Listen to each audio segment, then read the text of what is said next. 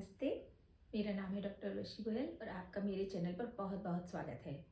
हम लोग पतंजलि योग सूत्र को इस समय पढ़ रहे हैं कंटिन्यूएशन में, और हमारा टॉपिक चल रहा है ईश्वर की अवधारणा, कॉन्सेप्ट ऑफ ईश्वर। तो उस संदर्भ में हम पहले शायद फोर वीडियोस बना चुके हैं और ये शायद हमारा 5th वीडियो बनेगा आज। तो आज का जो सूत्र है उसके बारे में हम शुरू करेंगे, ईश्वर की अवधारणा। तो वो सूत्र है तस्य वाचकः प्रणवः। उसका नाम प्रणव है। प्रणव मीन्स ओमकार और वाचक मीन्स नाम। तो हम जिस ईश्वर की बात करते आए हैं उस ईश्वर का नाम ओमकार है। अब इस सूत्र में महर्षि पतंजलि क्या कहना चाहते हैं ये हम देखेंगे।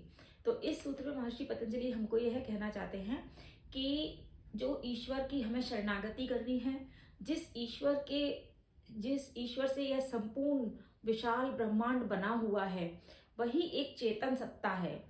वो ईश्वर चेतन है, कोई जड़ नहीं है। जैसे कि किसी विद्युत का, जैसे वैज्ञानिकों ने कहा यह समस्त संसार एक ऊर्जा है, तो ऊर्जा वो विद्युत के रूप में जड़ नहीं है, बल्कि वह विद्या एक चेतन सत्ता है, उसमें चेतना है। आध्यात्म की भाषा में वह चेतना है, तो वैज्ञानिकों की भाषा में वह ऊर्जा है। दोनों का अर्थ एक ही है और दोनों का जो कॉन्सेप्ट है वो एक ही है, लेकिन उन दोनों में डिफरेंस है। वो कैसे है कि वैज्ञानिक भी कहते हैं कि ऊर्जा का रूपांतरण एक ऊर्जा से दूसरी ऊर्जा में हो सकता है, ऊर्जा कभी नष्ट नहीं होती है। ऐसे ही आध्यात्म में कहते हैं कि सृष्टि के आरंभ में भी चेतन सत्ता थी, उसका नाम ब्रह्म था, और वह सृष्टि के समाप्त होने पर भी रहेगी। तो उस ऊर्जा का, उस चेतन सत्ता का ऊर्जा रूपांतरण होता रहेगा, वो कभी नष्ट नहीं होगी। वही एक ईश्वर है। उसके नाम कई हैं, क्योंकि लोगों ने, जो भी आए, विद्वान लोग आए, उन्होंने अपने अपने हिसाब से ईश्वर के नामकरण कर दिया। जैसे उपनिषद ने इसे ब्रह्मा कह दिया, कबीर ने इसे राम कह दिया, सांख्य ने इसे पुरुष कह दिया। इसमें ऐश्वर्य होने के कारण इसको ईश्वर कह दिया गया, और ये सभी आत्माओं में चूंकि श्रेष्ठ माना गया तो इसको परमात्मा कह दिया गया। इसके और भी नाम हैं, जैसे शैव लोगों ने इसको शिव कह दिया। इसके अन्य नाम है, जैसे भगवान है, शेष है, विष्णु है, इत्यादि इत्यादि। इसके बहुत नाम माने गए, लेकिन महर्षि पतंजलि कहते हैं कि इसका एक ही नाम हो सकता है और वह है प्रणव। प्रणव मीन्स ओमकार, और ओमकार कोई नाम नहीं है। वो किसी, जैसे कि इन लोगों ने जब नाम दिए तो जैसे नाम दिया वैसे ही ईश्वर की एक आकृति बन गई, एक गुण प्रकट हो गया, कि जिस नाम के हिसाब से ईश्वर का एक एक गुण प्रकट हो गया। लेकिन ईश्वर का एक गुण तो है नहीं, ईश्वर तो सारे गुणों का खजाना है, सारे गुण ईश्वर से ही आते हैं, तो उसको एक गुण में हम नहीं बांध सकते। अगर कोई कहता है तो उसकी मानसिकता संकीर्ण मानी जाएगी। और ओमकार जो शब्द महर्षि पतंजलि ने ओमकार जो शब्द दिया, वो कोई नाम नहीं है, वो तो एक ध्वनि है, अनाहत ध्वनि है, अनादिकाल से, जो सृष्टि से पूर्व भी थी और सृष्टि के बाद भी रहेगी।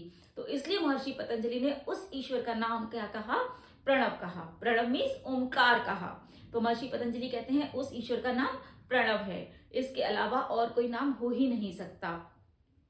जब कोई साधक समाधि में ध्यान लगाता है तब उसको ईश्वर की कोई आकृति दिखाई नहीं देती है, वो अपने भ्रम से उसको आकृति को मान लेता है, और जैसी आकृति को वो मान लेता है उसी के अकॉर्डिंग वो ईश्वर का रूप बना लेता है, और उसी के अकॉर्डिंग वो ईश्वर के गुण बना लेता है। लेकिन ऐसा नहीं है, ईश्वर तो निर्गुण है, निराकार है और चेतन सत्ता है। ईश्वर एक गुण में नहीं बांधा जा सकता।